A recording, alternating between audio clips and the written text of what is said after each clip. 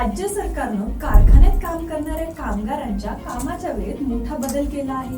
पूर्वी 9 तास काम होतं, आता हेच काम 12 तासांपर्यंत होणार आहे। काय आहे नेमकं प्रकरण? चला सविस्तर जाणून घेऊया या व्हिडिओच्या माध्यमातून। नमस्कार, मी ऐश्वर्या आणि तुम्ही पाहताय वायपी मीडिया। राज्य सरकारनं नुकतीच घोषणा केली की कारखान्यात काम करणाऱ्या कामगारांच्या दिवसाच्या कामाच्या वेळेची मर्यादा आता 9 तासांवरून 12 तासांपर्यंत वाढवण्यात येणार आहे। हा निर्णय मंत्रिमंडळाच्या बैठकीत घेण्यात आला आहे आणि यासाठी कारखाने अधिनियम 1948 यामध्ये सुधारणाही केली जाणार आहे। म्हणजेच काय तर याचा अर्थ असा की आता कामगारांना दिवसातून 12 तास काम करण्यास सांगितलं जाऊ शकतं। तर मित्रांनो, 1948 साली लागू झालेला कारखाने अधिनियम हा कामगारांचं आरोग्य, सुरक्षा आणि हक्क यासाठी तयार करण्यात आलेला कायदा आहे। आतापर्यंत या कायद्यानुसारच एक कामगार दिवसाला जास्तीत जास्त 9 तास काम करू शकत होता आणि साप्ताहिक 48 तासांसाठी ही मर्यादा होती। पण आता सरकारनं नुकत्याच घेतलेल्या निर्णयात म्हटलं आहे की जर कामगार तयार असेल आणि काही अटींना मान्यता दिली असेल तर 12 तास काम करण्याला परवानगी देता येईल। त्यासाठी काही अटी निश्चित असतीलच, जसं की दर 4 तासांनी विश्रांती, आठवड्यातून 1 दिवसाची सुट्टी आणि ओव्हर टाइमचे योग्य पैसे कामगाराला देण्यात यावे। परंतु याच निर्णयावर आता समाजातील वेगवेगळ्या माध्यमांकडून जोरदार टीकाही होत आहे। कामगार संघटना, सामाजिक कार्यकर्ते आणि विरोधी पक्ष यांनी सरकारवर आरोप केला आहे की हा निर्णय कामगार विरोधी आहे आणि यामुळे श्रमशक्तीचे शोषण होऊ शकते।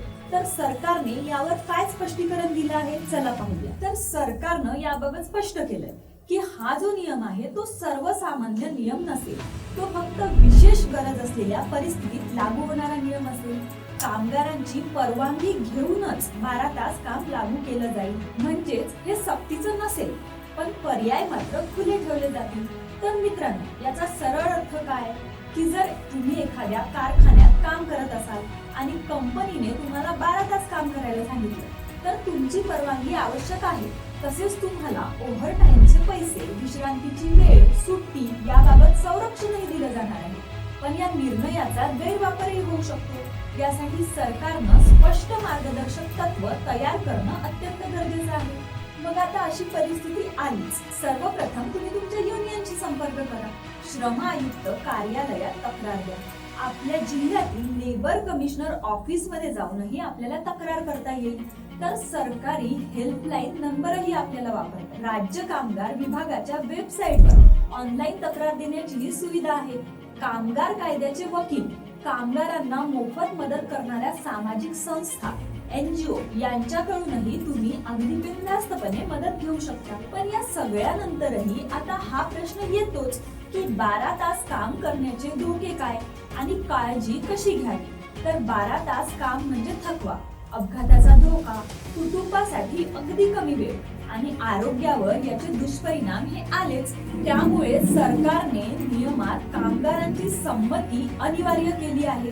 पण प्रत्यक्षात गरीब कामगारांवर दबाव टाकूनही कार्य करण्यात येऊ शकतं, अशी ही परिस्थिती आहेच।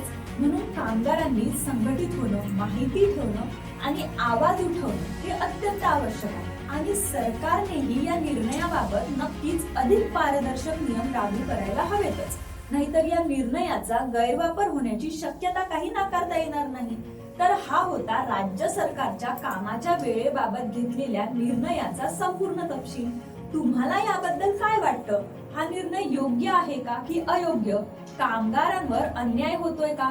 कमेंट मध्ये तुमचं मत आम्हाला नक्की सांगा आणि सोप्या भाषेत महत्त्वाच्या बातम्या ऐकण्यासाठी आमच्या चॅनलला सबस्क्राईब नक्की करा।